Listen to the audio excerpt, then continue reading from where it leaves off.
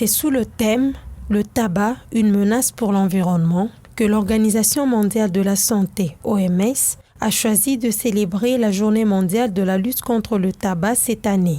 Les études ont même démontré qu'il y a 4,3 millions d'hectares arables qui sont chaque année détruits pour la production du tabac.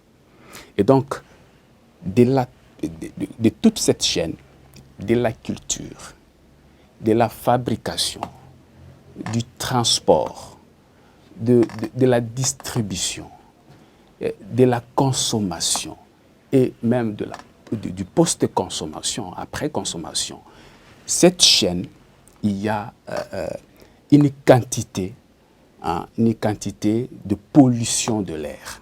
Chaque année, près de 84 millions de gaz à effet de serre proviennent du tabac.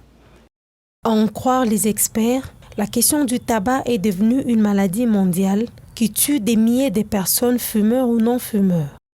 Quand on parle de l'environnement, on n'écarte pas la santé, puisqu'il n'y a pas de meilleure vie dans un environnement qui n'est pas sain. Donc on ne peut pas prétendre dire que nous sommes dans un environnement qui est pollué et qu'on ait une vie saine. C'est pratiquement impossible. L'environnement de celui qui fume, à ses côtés d'abord, on commence par les gens qui sont tout autour de lui. Ils sont dans l'environnement. Et la fumée qui sort n'intoxique pas seulement celui qui fume, mais ça intoxique même celui qui est à côté aussi. Et alors la santé de cette personne sera aussi altérée. Fumer est préjudiciable à la santé. Qu'arrive-t-il à un individu qui fume? Le tabac cause beaucoup de maladies sur le corps. De la tête aux pieds. Ça attaque même les poumons, jusqu'au niveau des alvéoles. Et si c'est quelqu'un qui avait déjà, par exemple, d'autres maladies du cœur, ça aggrave en ce moment-là et ça précipite la personne vers la mort. Les nerfs sont terriblement altérés. Que ce soit au niveau des yeux, que ce soit au niveau des orteils, que ce soit à tous les niveaux possibles. C'est comme ça que vous constaterez que parfois il y a même l'impuissance sexuelle qui suit. Selon le chargé de programme à l'ONG Initiative locale pour le développement intégré, il dit « L'une des questions pertinentes de cette lutte concerne la fiscalité. À l'en croire, la société civile environnementale réfléchit sur comment augmenter les taxes de la production à la vente de ce tueur silencieux. » Nous avions jugé bon de mener des plaidoyers pour l'augmentation des taxes.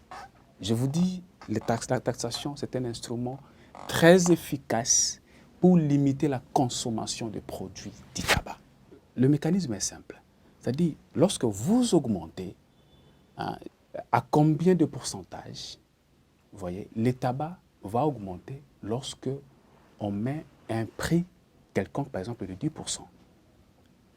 Donc, on est en train de voir la variation de la demande par rapport au prix qui est imposé sur terrain.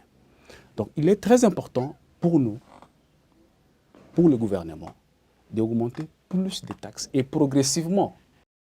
Pour rappel, le monde célèbre la Journée mondiale de la lutte contre le tabac le 31 mai de chaque année. Notons que le tabac tue environ 8 millions de personnes par an, de quoi mener une lutte acharnée. La République démocratique du Congo possède plus des 3/4 des tourbières du bassin du Congo, estimés à 14 milliards d'hectares. D'après les scientifiques, ces complexes de tourbières stockent environ 30 milliards de tonnes de carbone, l'équivalent de 3 ans d'émissions mondiales de CO2. Au regard de l'importance de ces tourbières, la RDC a un atout important pour contribuer à la réduction du réchauffement climatique. C'est dans ce cadre que le ministère de l'Environnement et du Développement durable, en collaboration avec l'Agence japonaise de coopération, JICA, ont organisé, vendredi 27 mai, le deuxième atelier national sur les tourbières. Il était question au cours de ces travaux de présenter les avancées de la feuille de route de la phase préparatoire, de la gestion à la valorisation des tourbières, des partages des résultats des programmes relatifs aux tourbières et la présentation de l'étude sur la collecte et l'analyse des données relatives aux tourbières dans les bassins du Congo, réalisée par l'Agence japonaise de coopération. C'est très important pour nous, pour protéger l'environnement de LDC, aussi collaborer avec la future coopération pour la LDC. le chef de l'administration de l'environnement et du développement durable, a fait savoir que les tourbières se rangent à ce jour parmi les thématiques émergentes qui appellent à une gestion durable. Il a à cet effet exprimé la nécessité de veiller sur cet écosystème et d'explorer davantage d'autres pistes, outre le carbone qui y est stocké, et de proposer des alternatives aux populations riveraines. La thématique tourbière est une thématique émergente. Déjà, au niveau de la communication, il est important que nous puissions savoir si nous avons une information sur les tourbières, comment nous pouvons rendre cette information, avec quelle terminologie. L'objectif de cet atelier, c'est aussi revenir sur les progrès qui ont été réalisés en termes d'un certain nombre d'études que nous avons menées sur le terrain. Il s'agit notamment de l'étude en rapport avec les menaces anthropiques, de l'étude en rapport avec le cadre juridique, mais surtout la collecte de données de base.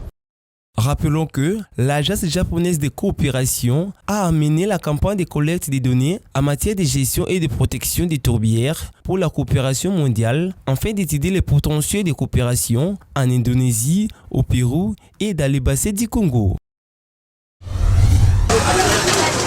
Les jeunes de la commune de Bandalungwa, regroupés au sein de la structure dynamique Magloire Landou, ont procédé au balayage des espaces publics et au curage de certains caniveaux de la commune de Bandalungwa.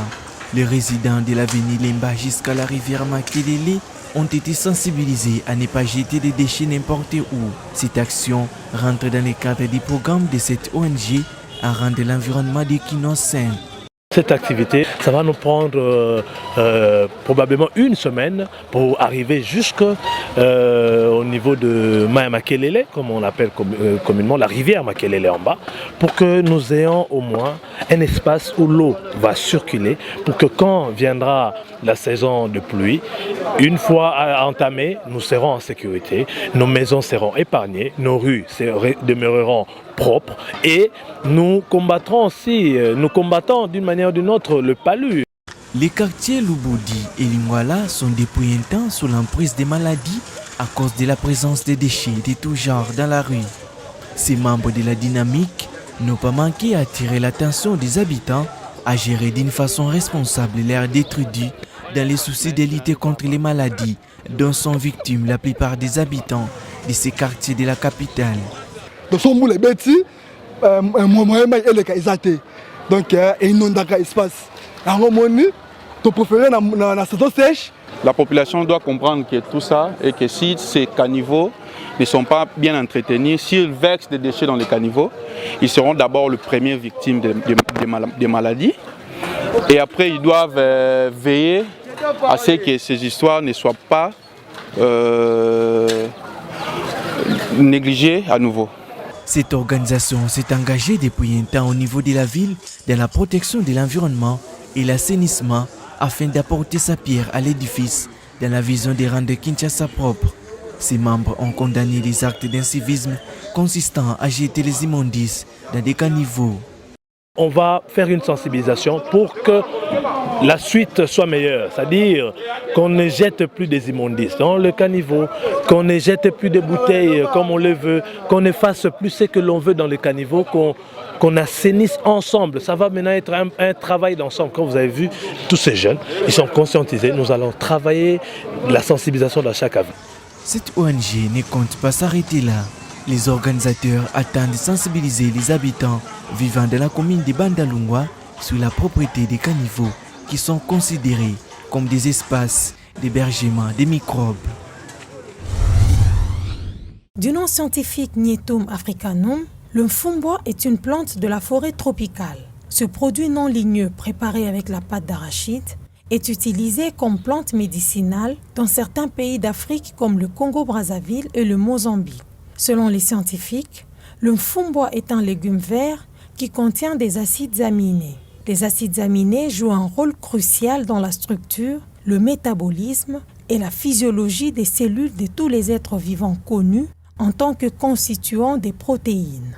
À Kinshasa, bon nombre de familles en consomment sans en connaître les valeurs nutritionnelles. Déjà par culture, nous mangeons. Nous sommes des Wakanga, nous mangeons le fruits. Et aussi parce que c'est très bon. On ne peut que manger ce qui est bon. Même chose pour une vendeuse de mfumbwa rencontrée dans le quartier Mboudi de la commune de Mongafula. Le mfumbwa est un légume. Pourtant, dès 4 heures du matin, les dépôts de l'avenue Befalé du marché Gambela sont bondés des vendeurs de mfumbwa. Hommes et femmes, toutes tendances confondues, se sont lancés dans cette affaire en vue de subvenir aux besoins de leur famille. Nous sommes des grossistes. Ces légumes ne se plantent pas. Ils nous viennent de la forêt, créée par Dieu. Les mfumbwa nourrissent tous les pays. Ils viennent de différentes provinces. Celui que nous vendons vient de Kananga. Actuellement, le fret coûte cher. C'est depuis 30 ans que je suis dans ce commerce. Il m'a aidé à scolariser et à marier mes enfants.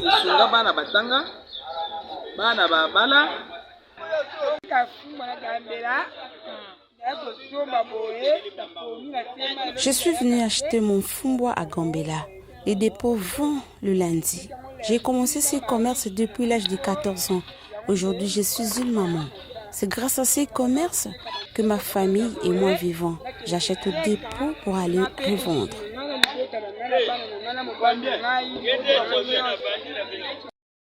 Après s'être approvisionnés au dépôt, ces vendeurs fixent leur prix à 1000 francs congolais pour la petite botte et 2000 pour la grande.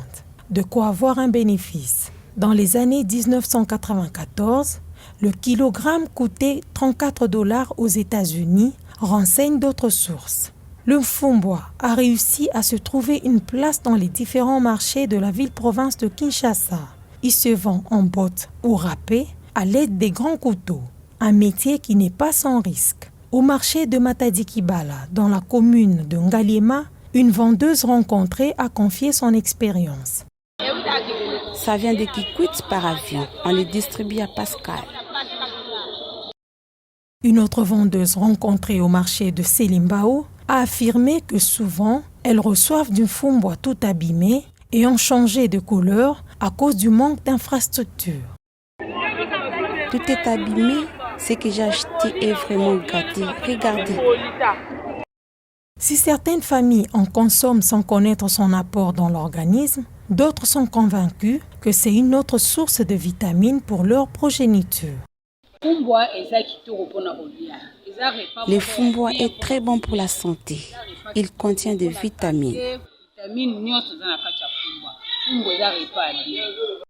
Certaines études révèlent que le mfumbwa fait partie des produits non ligneux appelés à disparaître d'ici quelques années. Une assertion non confirmée par d'autres experts. Le mfumbwa, c'est une liane qui fait partie des produits forestiers non ligneux, très prisés dans certaines contrées, notamment en République démocratique du Congo. Au vu de son exploitation massive, tout semble dire que le mfumbwa peut disparaître. Mais en tant que liane, cela a des potentiels de régénération. Effectivement, les meilleures pratiques de récolte sont à conseiller aux communautés ou à leur montrer comment mieux les exploiter tout en préservant la ressource. Néanmoins, une régulation s'avère nécessaire.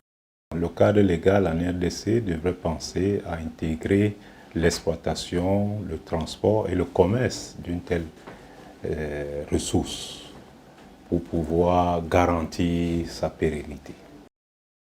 Le mfumbwa, ce légume vert au goût original, se vend en duo avec la pâte d'arachide.